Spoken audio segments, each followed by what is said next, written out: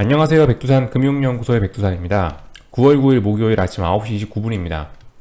어젯밤에 이제 미국이 2거래일 연속으로 약세 흐름을 보였습니다. 연속성이 중요하다라는 이야기를 드렸는데 연속성이 나왔음에도 불구하고 참 모양이 하여튼 좀 껄끄럽습니다. 시원하게 빠지는 건 아니고 보면은 하락했다가 장중에 쌍바닥 찍고 이 반등하는 모습이 좀씩 보이고 있죠. 하락했다가 반등하는 모습. 요즘에 그리고 이게 계속 한 놈만 죽어라 패는 게 아니고 예를 들어서 뭐 하루 S&P가 약했으면 그 다음날 나스닥 뭐 나스닥이 약했으면 그 다음날에 S&P 이런 식으로 이제 그 지네들끼리 교대를 해가면서 빠지는 것 같아요. 교대로.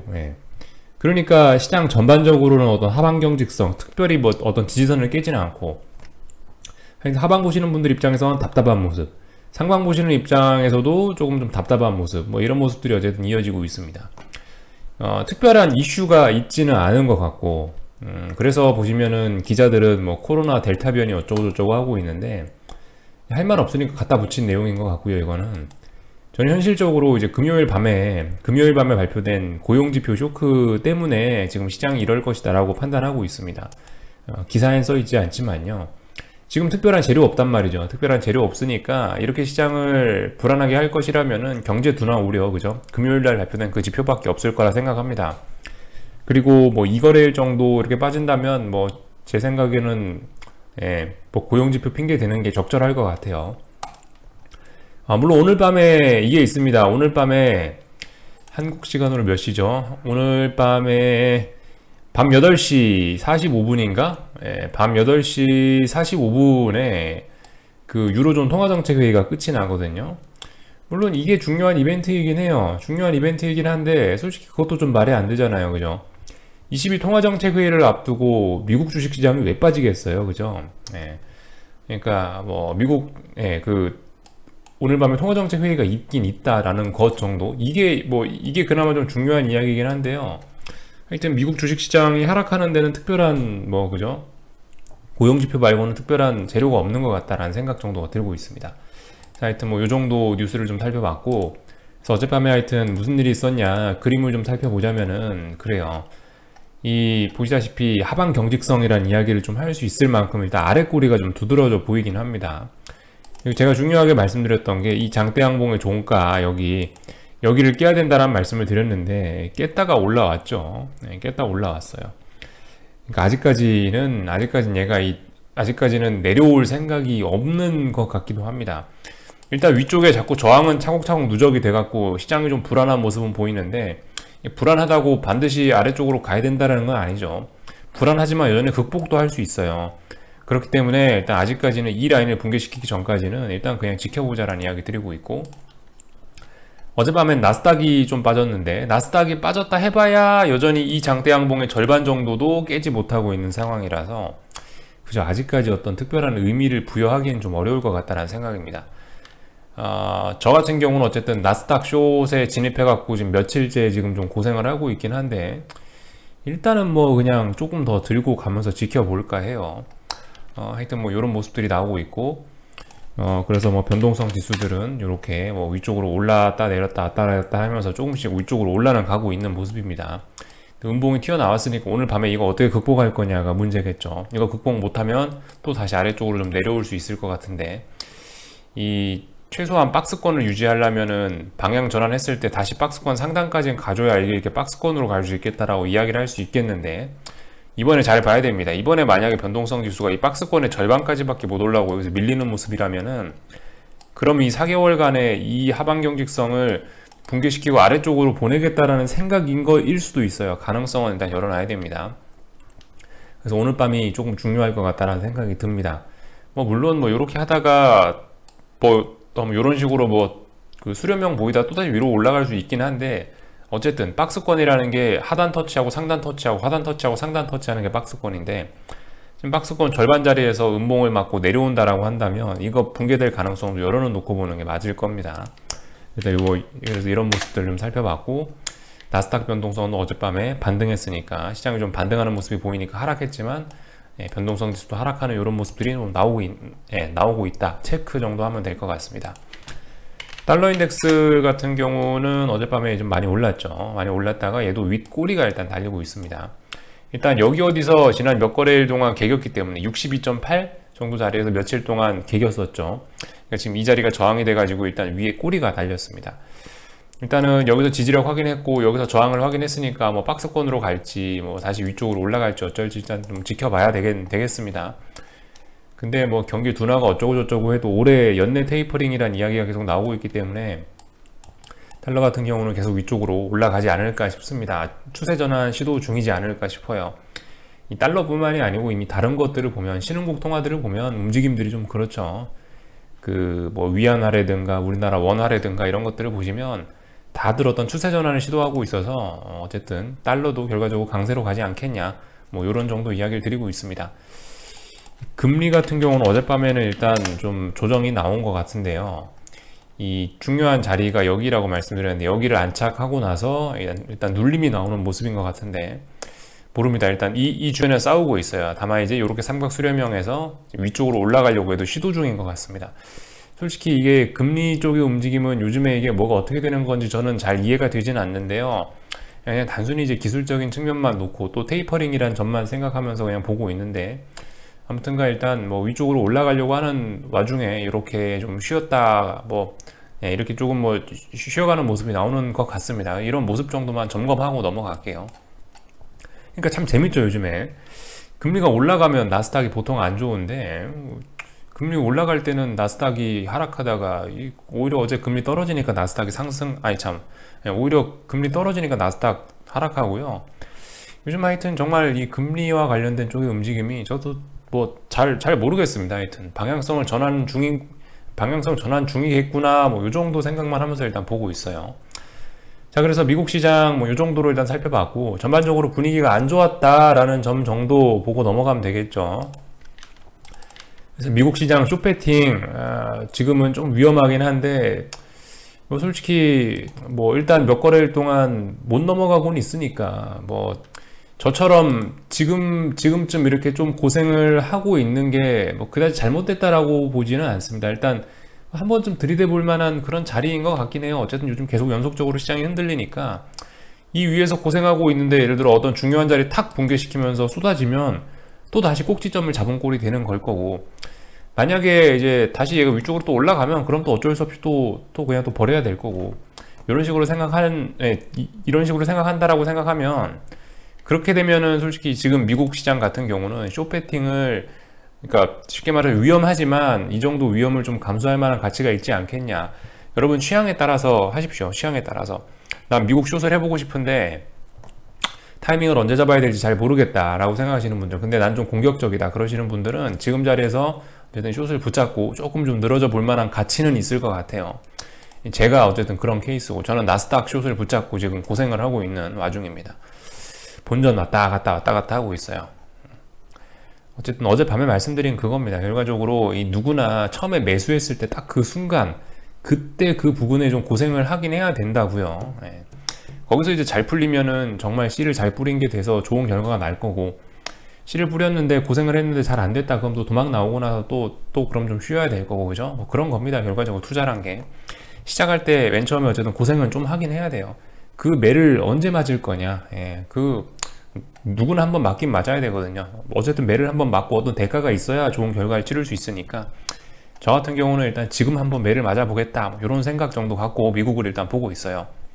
그래서 뭐 이런 이야기 정도 했고요. 뉴스가 재밌는 게 한두 개 정도 보이길래 요 이야기 정도만 하고 넘어갈게요. 여기 보시면 이제 뭐 중국 부동산 관련된 기사가 두 개 연속으로 쭈루시 나오고 있는데 헝다그룹이 뭐 제가 뭐 하는 데인지 잘 모르겠지만 하여튼 중국 부동산 관련된 굉장히 큰 회사라고 합니다. 대표적인 부동산 관련 기업이라 하는데 얘네가 이제 뭐 디폴트 이야기가 오래전부터 나오긴 나왔는데 무디스에 이어서 피치까지도 이제 신용등급 강등을 하고 있다라고 하고 있습니다. 이렇게 된 이유는 이제 중국 정부가 요즘 부동산 규제 어쩌고저쩌고 하면서 그 버블에 대한 우려를 좀 드러내고 있기 때문인데 아무튼 중국 정부가 부동산 규제를 하면서 이런 기업들이 박살나고 있어요. 일단 이 헝다그룹 같은 경우는 이 주가 흐름이 보면은 종목 코드 3333입니다. 헝다그룹 같은 경우 예전에 차트 한번 보여는 드렸는데 사실 이렇게 보시면 굉장하죠. 예, 굉장한 모습을 보이고 있습니다. 지금 현재 여기 있고요. 잘 나갈 때는 여기 있었죠. 32였는데 지금 현재 3.7이죠. 2017년 말에 잘 나갔던 회사입니다. 그죠? 사실 근데 그런 생각이 좀 들긴 들어요. 이게 중국 정부가 한편으로 좀 똑똑하다라는 생각도 좀 들긴 듭니다.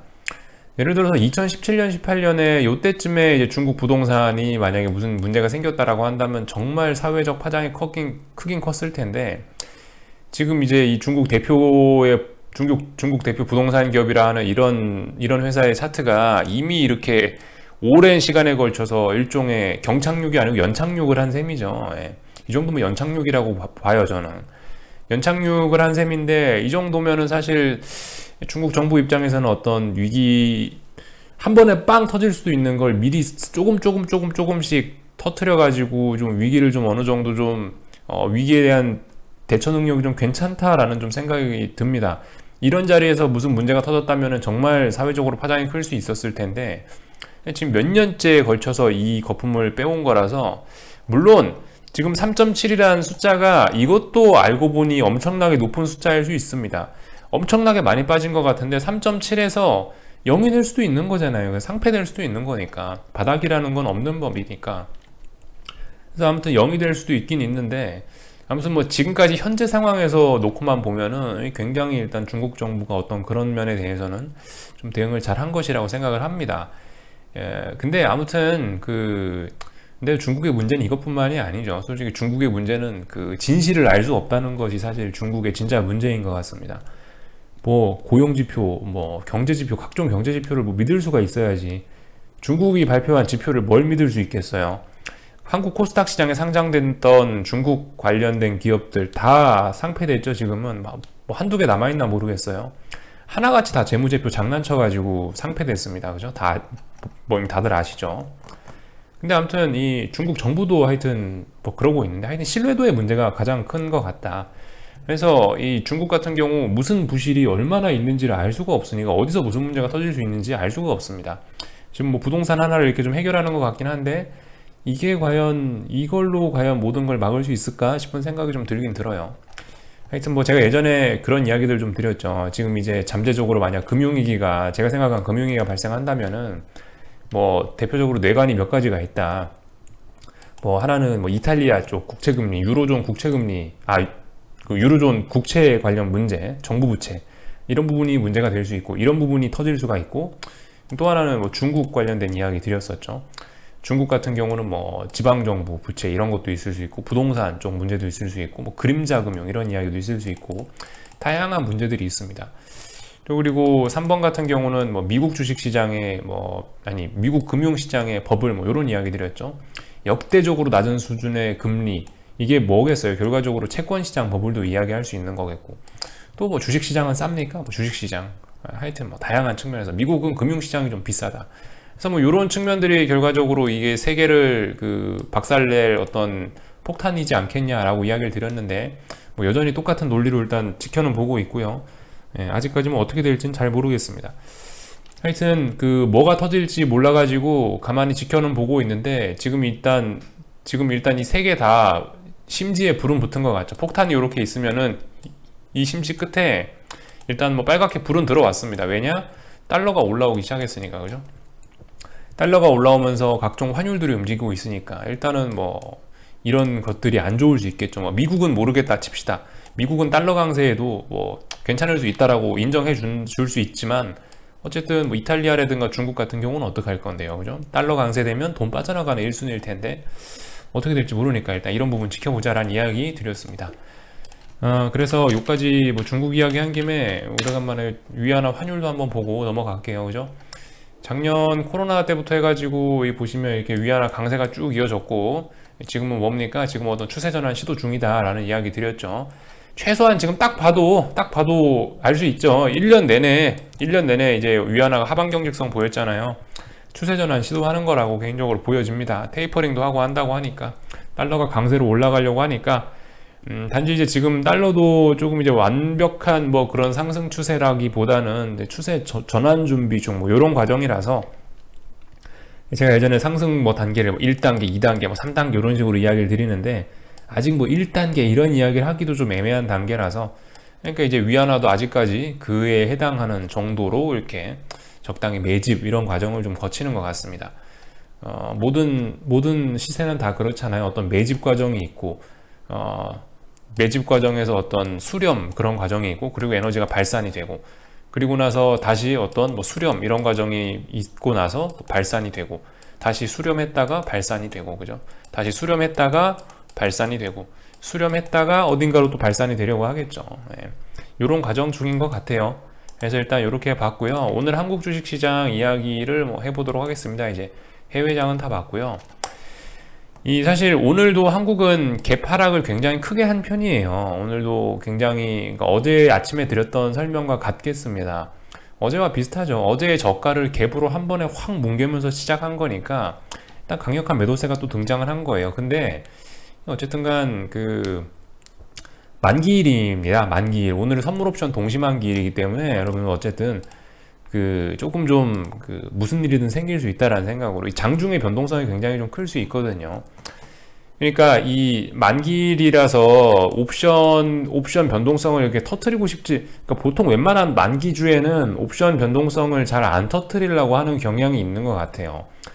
물론 1년에 12번의 옵션 월물이 1년에 12개의 옵션 월물이 지나가는데, 그 중에 제가 봤을 때 통상 1개에서 2개 월물 정도는 만기주에도 초대박을 줍니다. 그러니까 옵션이 예를 들어서 만기주에 뭐 콜 대박, 뭐 아니면 풋 대박 이래가지고 막 몇천 프로씩 만기주에 시세를 주는 경우가 1년에 12개의 월물 중에 한두 개 정도는 있는 것 같아요.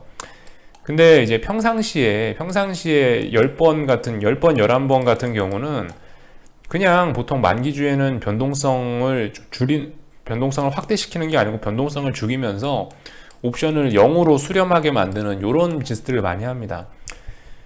일단 그런 거를 일단 좀 머릿속에 좀 깔고 좀 봐야 될 것 같고요. 그래서 오늘 뭐 솔직히 굉장히 강한 매도세가 등장하긴 했지만 뭐 속 시원한 폭락 뭐 그런 거는 별로 그렇게 나오진 않을 것 같다라는 생각이 개인적으로 좀 듭니다. 위로든 뭐 하여튼 계속 뭐 말씀드리지만 만기주의 특징이란 게 그래요. 그래서 옵션 변동성을 확대시켜 주고 싶지 않아 하는 그런 성향이 좀 있어서 장중에 많이 올라버리면은 다시 되돌리고, 장중에 많이 빠지면 다시 되돌리고, 그래서 결과적으로 똔똔 제자리에서 마무리하는 경우가 굉장히 많긴 많습니다. 이렇게 되면 콜도 죽일 수 있고 풋도 죽일 수 있으니까 이렇게 되는 경우가 좀 많이 보이더라고요. 네, 아무튼 요거는 뭐 평상시에 있는 그런 이야기고요. 지금은 솔직히 뭐 어떻게 될지, 하여튼 뭐 그런 이야기 정도 드릴게요. 확실히 일단 좀 약하게 출발을 하긴 했다라는 거, 강력한 매도세가 2거래일 연속으로 등장했다라는 거. 오늘 해야 될 게 뭡니까? 415에 대한 어떤 저항을 재차 확인하는 그런 날인데, 만약에 지금 이제 이대로 마감을 한다라고 하면, 지금 오늘 고가가 413.55였거든요 415 근처에도 못 간 거죠. 예. 이렇게 되면은 415, 만약 이렇게 마감된다라고 하면, 지금이 오후 3시 반이다라고 한다면은, 그렇게 되면은 이제 415에 대한 저항을 확인한 꼴이 될 거고, 이 7월 말 8월 초부터 빠졌던 요 코스피 급락에 대한 반등은 420대에서 마무리가 되게 될 겁니다. 오늘도 이렇게 되면 420에서 반등 끝났습니다 라고 인정하고 넘어갈게요. 근데 만약 오늘 415 회복하고 이러면 또 그냥 박스권이겠죠. 415, 420 박스권이겠죠. 일단 뭐 요 정도 이야기, 제가 뭐 딱히 뭐 드릴 말씀은 없습니다. 요 정도 구경을 하면 좋을 것 같고, 오늘 보시면 이평선 측면에서 보면 21선을 붕괴시키고 있네요. 선물이 21선 붕괴시키고 있고, 그리고 이제 61선이 121선 밑으로 내려오려고 하고 있으니까 역배열을 만들려고 슬슬 준비 중인 것 같습니다. 그죠? 네. 지금 코스피도 어떤 큰 추세 전환을 준비하고 있는 이런 듯한 모습을 보이고 있네요. 그죠? 수렴 충분히 하긴 했고 방향성이 터지긴 터질 텐데 아래쪽으로 터질 가능성이 현재로선 유력해 보이긴 하는데요. 그래서 일단 저는 지켜볼 뿐입니다. 어떻게 될지. 자, 코스닥 150 같은 경우는 오늘 1510 테스트를 해야 되겠죠.